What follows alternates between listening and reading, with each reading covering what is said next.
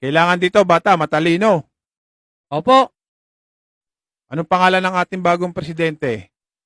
Bongbong Marcos po. Kailan na-discovery ang Pilipinas? March 15, 1586. Ba, matalino nga. Anong taon nagsimula ang pangalawang digmaan? 1942 po. May experience ka na ba sa ganitong trabaho? Opo, dati pa ho. O sige, tanggap ka na. Sige po, sir. Tatawagan ko na lang po kayo kung kailan ako magsisimula.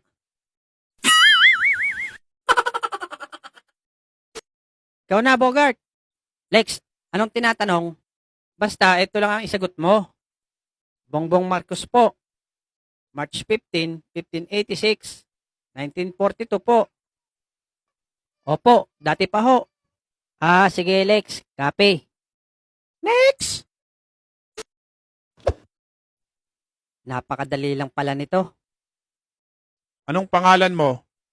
Bongbong Marcos po. Ha? Kailan ka pinanganak? March 15, 1586 po. Ano?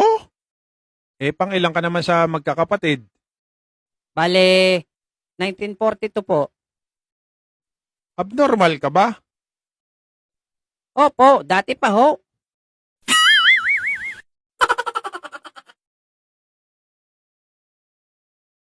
Kalokohan mo talaga, Lex.